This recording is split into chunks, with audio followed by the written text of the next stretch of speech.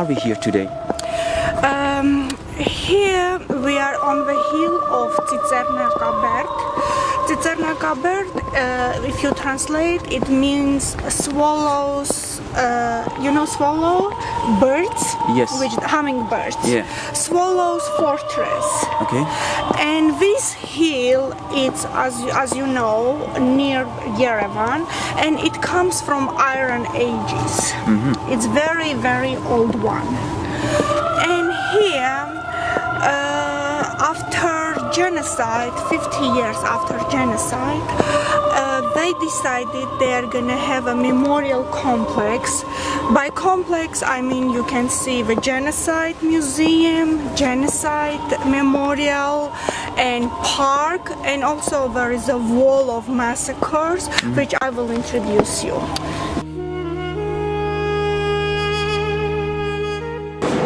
The Armenian highland is the cradle of Armenian civilization. For many centuries, Armenians lived here. Through the Turkish-Persian wars from 16th to 17th centuries, Armenia was divided and redivided between the Ottoman Empire and Safavid Persia. The Ottoman Empire appropriated the western part of Armenia. Here you can see Turkish map from 18th century. Its western Armenia and villages of Erzurum and Van were marked as Ermenistan, although Armenia was already in the territory of the Ottoman Empire. A boy is being flayed in Hagia Sophia Square. So after that, every 2-3 years, Muslims wanted Armenians to convert to Islam. And when Armenians refused, Muslims just took out their skins in a public place so that everybody could see it.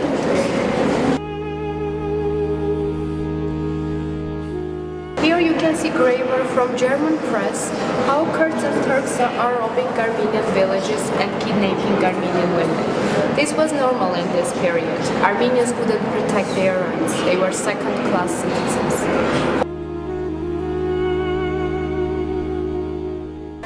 So seeing that place makes me personally, also as a grandchildren of the so-called Christians in the Ottoman Empire, 90% of my family was eliminated at that time. It makes me extremely sad that the world, or the whole world, wants not to recognize that, because this kind of Holocaust is beating us even by today. We are not able to move on with that. But do you see, I mean, I'm here in a peaceful place, and frankly speaking, I do not have the will or the intention to get back to become again a victim or something like that, or to complain anyone to become a victim. But the future should give us an opportunity to move on with the issue in a peaceful way. What could that be? About reconciliation, I believe until now, then Republic of Turkey doesn't want and reject to accept that their ancestors, they did a genocide, and it's the issue toward this, the question toward this issue is absolute denial. They don't care for that. They have to accept it because history shows that different peoples, they pay dearly when crimes against humanity is forgotten. And in this case, we should demand that Turkey recognize and pay compensation to these people, Armenians and Assyrians, because we lost our homeland. So maybe another issue on that, what has happened, if we do not recognize what has happened in the past, do we just repeat the mistakes again?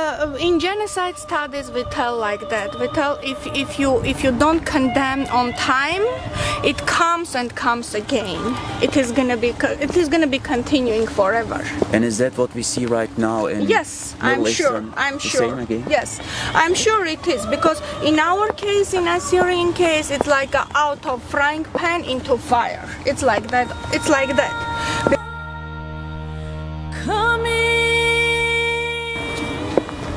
So what you are telling me is just that ISIS is exactly doing that, what the... Absolutely.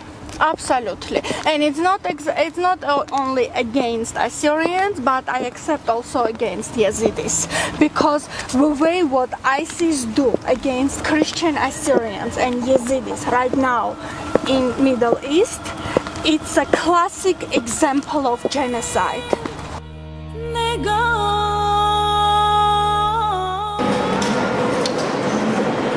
Not only Armenians, but also other Christians lived in the territory of the Ottoman Empire, among them Greeks, Assyrians, Macedonians. Here are front pages of French newspapers, beheaded Macedonians with Turkish officers.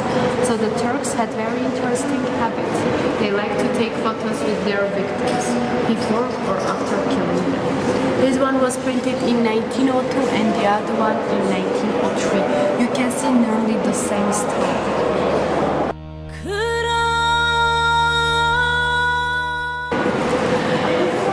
In this wall you can see young Turkish leaders, the main organizers of Armenian genocide.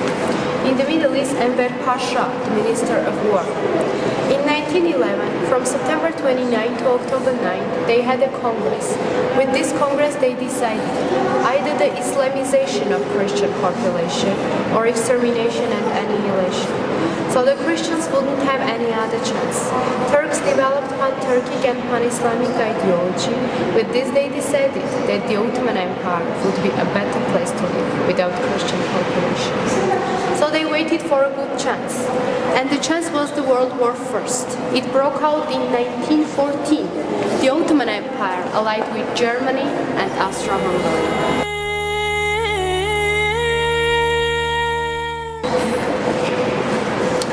In this wall, you can see the main perpetrators of Armenian genocide. Young Turkish leaders who organized everything. The most important one is Mehmet Talat. He was the Minister of Interior in the Ottoman Empire and the leader of Young Turks. Ismail Enver, the War Minister, and Ahmet Cemal, the Minister of Navy. So you see that actually the power of the country was in their hands. In the background, you can see a telegram from Talat Pasha to the governors of all the provinces. With this telegram, Talat Pasha says, all the Armenians must be killed, and even the Turks who will try to harm them.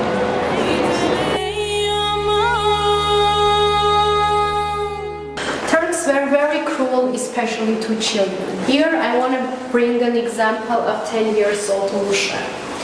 Musha was crucified. He shows his hands, the wounds of crucifixion, even though the photo was taken a year later of his crucifixion. He could somehow survive.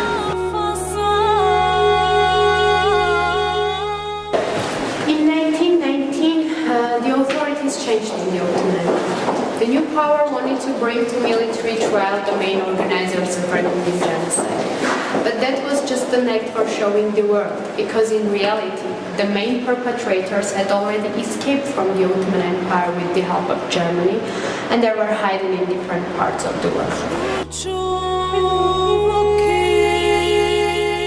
To countries like Germany. Germany even do not accept until now the Armenian genocide, even after the discussion in the Underhouse beginning of the year, and Armenia accepted even the Assyrian genocides, the Greek genocides. I mean, it's not time for Germany. By the way, a country participated, or at that time the war, the first war, or helped, by the way, to organize the genocide on the Christianity in the Ottoman Empire. Is it not time for Germany to move on with that and to stop that kind of, let's say, double moral? It's not time. Time passed already. We're supposed to do it earlier. Especially for Germany, then, you know, with very pride, I should tell, they recognized that what they accepted what they did against Jewish people.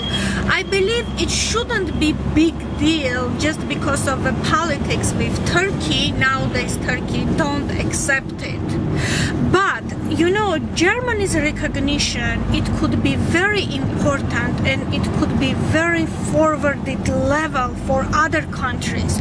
Because as you told, as we saw in the museum today, Germany was a partner with Turkey during World War I, and was covering, was helping, moreover was learning from Turks and was using all the methods of killing during the Jewish Holocaust. And I believe it's time, and time already passed, that they have to recognize the Christian genocide of the Ottoman Empire.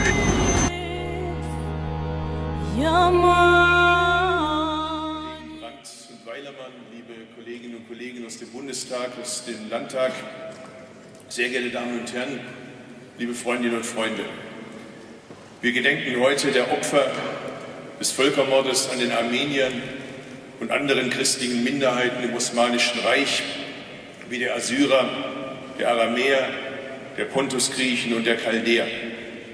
Gut ein Viertel der Einwohnerinnen und Einwohner Kleinasiens bis 1914 waren Christen. Man vergisst es häufig. Heute sind es wenige Promille. Raphael Lemkin, der Schöpfer des Begriffes Genozid und Initiator der UN-Konvention von 1948, sprach nicht umsonst davon, dass das Leiden der Armenier den Weg für die Annahme der UN-Genozid-Konvention vorbereitet habe. Nun möchte also endlich auch der Deutsche Bundestag mit einer Stimme sagen: Ja, es war ein Völkermord. Ich füge hinzu, endlich.